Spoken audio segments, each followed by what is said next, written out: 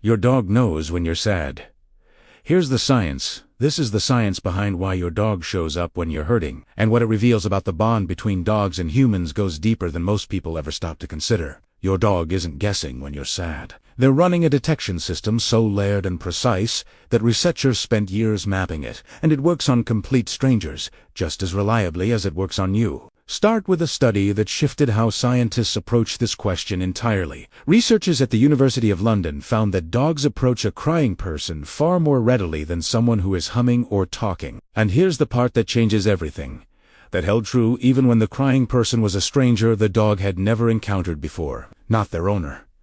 Not a familiar face. A stranger in distress, and the dog moved toward them anyway. That result dismantles the comfortable explanation most people land on, which is that dogs learn their owner's emotional patterns over months and years of living together. Familiarity can't explain a dog crossing a room toward someone they've never met, which meant the behavior runs at a level that training and habit can't account for. Dogs aren't responding to the specific people they love. Emotional distress, as a category, triggers the response across individuals, regardless of relationship. Your dog doesn't comfort you because they learn to over time. That drive comes pre-installed. Now here's how the actual mechanism works, because it operates across 3 channels at once, and the third one surprises most people. Facial expressions and body language, those to make sense to most dog owners. Scent is the one that reframes the whole picture. When humans experience stress or sadness, the body releases cortisol, and dogs can smell that biochemical shift happening in real time. Long before your posture changes or your face does anything visible, the chemical information is already moving through the air, and a dog's sensory system picks it up and registers it as de-stress. What that means practically is that your dog receives the news before you've announced it, and in many cases before you've fully felt it yourself. The cortisol arrives first. By the time you've sat down and your expression starts to shift, your dog has already processed the scent data and started deciding how to respond. 3 channels running simultaneously, and the one nobody thinks about lands earliest.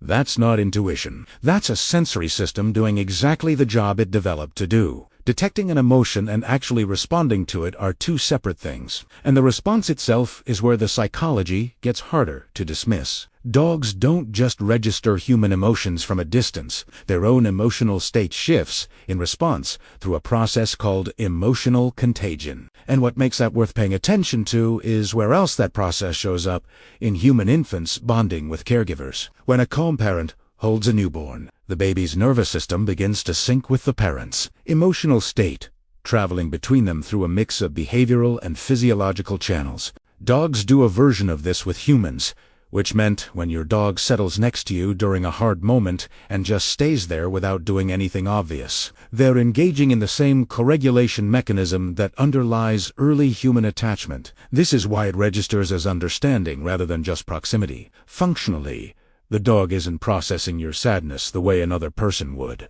but their system responds to it physically and emotionally in a way that produces real comfort on both sides. The dog isn't performing sympathy. Their state actually changes, and that shared shift is what makes the moment feel like more than a pet being nearby. To understand why dogs developed any of this, you have to go back to where pack life actually demanded it. Emotional alignment between pack members wasn't a social nicety in that environment. It carried survival weight. A pack that could read distress signals from other members and respond fast moved better, hunted better, and protected itself better than one that couldn't. Over a long stretch of time, the dogs with sharper emotional attunement had an edge, and that edge got passed forward. And then, when dogs shifted into human settlements and human social structures replaced pack structures, that same capacity turned its attention toward us. Dogs didn't just learn to tolerate humans over the generations. Their social and emotional intelligence reorganized to include humans as part of the group, and everything that came bundled with pack membership, including the attunement, the co-regulation, the pull toward distress, transferred with it. What you're witnessing when your dog finds you on a bad day isn't a trained behavior or a lucky guess. Thousands of years of coevolution produced that moment. And it's sitting on your couch. There's one aspect of this that doesn't get discussed enough, and it matters. The 3-channel reading system, scent, body language, facial expression, doesn't require any participation from you. You don't have to signal anything. You don't have to behave in any particular way or make any visible gesture. The information comes off your body whether you intend it to or not, which meant your dog often registers how you're feeling before the people around you do. Before you've said anything to anyone, and sometimes before you've named the feeling yourself. Most people spend a fair amount of their lives hoping to be seen clearly by the people they're close to. And it turns out the one who does it most consistently, without being asked, without needing you to explain, is the animal sleeping by your feet. That's not a small observation. That's the whole point of this video. Bringing it back to where we started, your dog showed up when you were crying because cortisol reached them before your face changed, because their emotional state shifted in sync with yours through the same mechanism human infants use to bond with caregivers, and because pack-based evolution over thousands of years built them specifically to care about the emotional condition of the individuals they live with. The University of London research confirmed it works on strangers. The emotional contagion research confirmed it's the same bonding process found in early human development. The scent research confirmed it's biochemical before it ever becomes behavioral. None of those channels operate independently.